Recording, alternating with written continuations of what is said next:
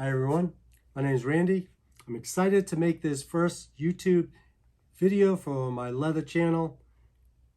I'm pretty new at this and I'm excited because I've really gotten into it, and if you're watching this because you saw the title, What Do I Need to Begin Doing Leathercraft, then you were just like me and you may fall into that rabbit hole too.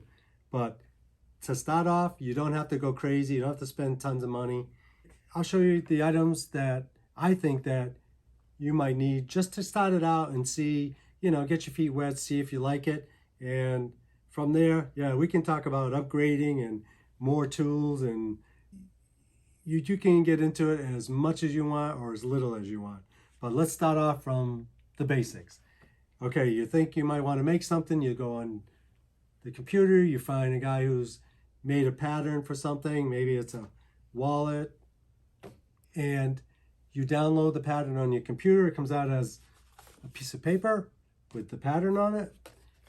A good thing to do is to glue that pattern, cut it out. Okay, you need a pair of scissors and maybe a glue stick. I think I had some from when my kids were young and made projects. You glue that pattern onto a piece of cardboard.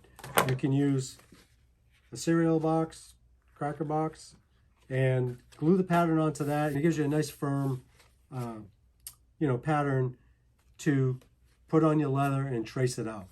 Trace it out. I found the Scribe. Must have bought a screwdriver set, and it comes with one of these things, and it's perfect to outline the leather from your pattern. So far we haven't really spent any money. Cut out your leather. I had a box cutter in my toolbox. You probably have one. If not, it's cheap. This is like Lowe's. Yeah, this is a Lowe's. A box cutter. It's cut many of the items that I've made so far. A straight edge ruler. You probably have one around the house. A square maybe. Works fine. Contact cement. You may want to glue two pieces of leather together before you stitch it, and this is another item I had around the house. I didn't have the right kind of hammer. I have hammers, but you don't want to use a metal hammer on, say, metal tools. So a wood hammer, maybe a rubber mallet. And I got these from my dad. He had a lot of hobbies, and he's like, yeah, just take what you want. I'm not doing it that much these days. So I grabbed this wooden hammer, and he had this, I think it's rawhide, and I use this all the time. And this was actually his father's. So this thing's probably like 100 years old. And I think it's made of rawhide probably. But this is my main hammer. So I haven't bought a mallet yet, but I got my eye on some.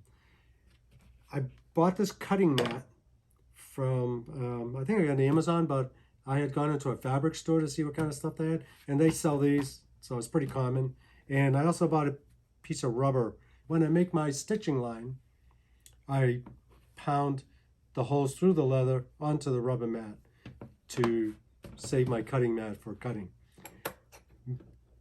Making the holes for a thread line in your leather, there's these little forks that you can buy on Amazon, and this is a 5mm. It comes with a 6-prong, 4-prong, 2-prong, and a single prong. And this comes in a little bag. It's like 12 bucks. And so far, this is what I've used. They have some nicer ones, but you get what you pay for, but that does the job for now. Of course, you're gonna have to buy some needle and thread. You can pick that up, Tandy, get it on Amazon. I didn't have that. And some leather I didn't have. My first one was a shoulder veg tan, and it's nice and stiff. You can get a natural piece if you want to try dyeing leather. Maybe you want to have black, brown, whatever you want for color. You can dye this. You can stamp on this, stamp some patterns, stamp some designs, use a knife and carve in it. So my first piece was veg tan.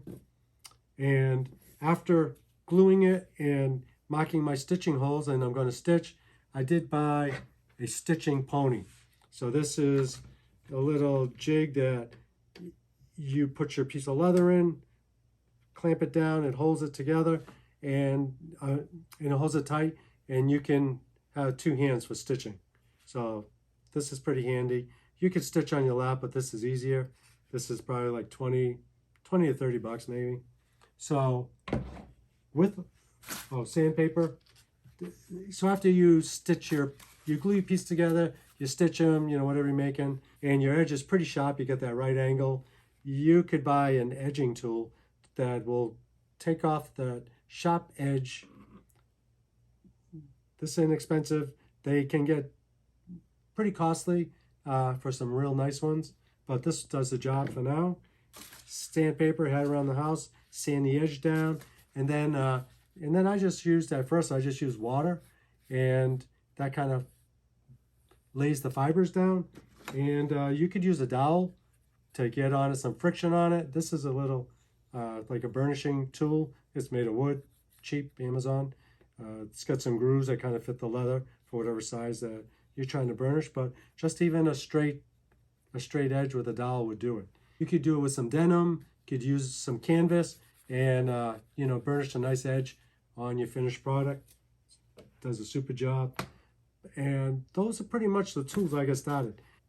With everything here, I can make quite a few things to see whether or not I like the hobby, if I want to stick with it. And I probably not even $100. And you know, even counting the items that I got from my dad or had laying around the house.